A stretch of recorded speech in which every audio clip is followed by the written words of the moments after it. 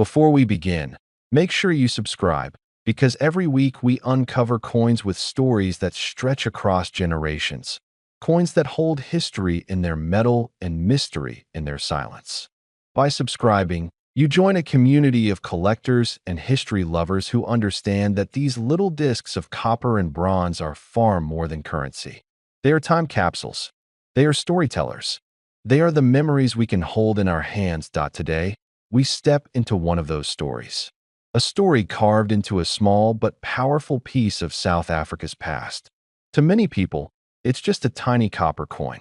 But to the trained eye, to the collector who truly understands the beauty of rarity and survival, this little piece carries the kind of weight no scale can measure. This is the South Africa half cent of 1963, a coin that might seem modest at first glance, but the deeper you look, the larger it becomes. For men who grew up during the 50s, 60s, and 70s, the world of coins was a different landscape. Money meant something solid back then. A single cent could stretch your day a little further, buy you a newspaper, a matchbox, or even your morning treat as a boy. It wasn't digital. It wasn't invisible. It rattled in the pocket. It carried fingerprints, stories, and the wear of life. And that is why these older coins, especially small denominations like the half cent, resonate so deeply with collectors in your age group. They're not just coins.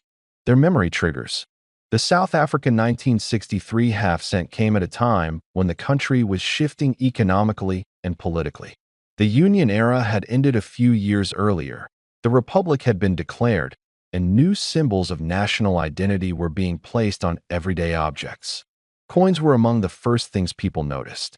The half cent, although small, carried a portrait that symbolized the government's preferred narrative of history. It featured Jan van Riebeeck, a figure associated with the early colonial presence. His image, sharply engraved, became one of the most recognized faces on South African money for decades. But the fascinating part is not the design alone. What makes the 1963 half cent so captivating is how its story intersects with the realities of daily life at the time. These coins were not saved.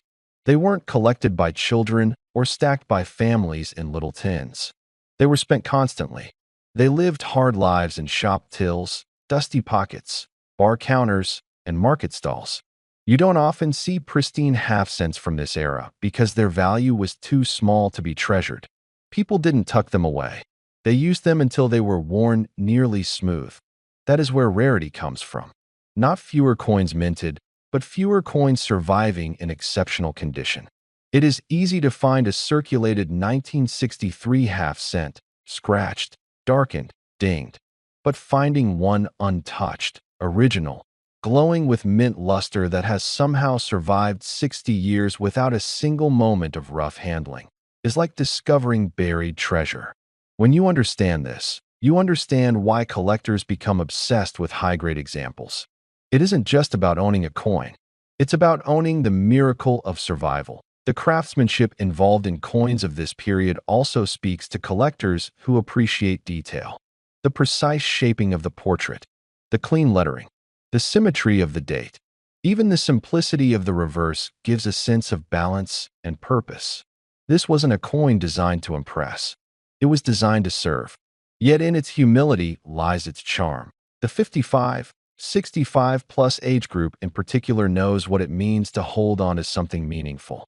You've lived long enough to see the world transform from analog to digital, from hands-on to touchscreens, from pocket change to invisible transactions. You've seen old ways fade and new habits take over. So when you look at a coin like the 1963 half cent, you're not just looking at metal. You're looking at a piece of a world you lived in.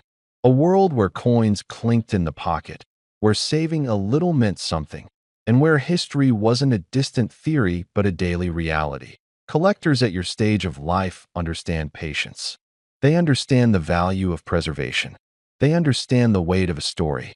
And that understanding is what makes rare coins like this so appealing to mature collectors.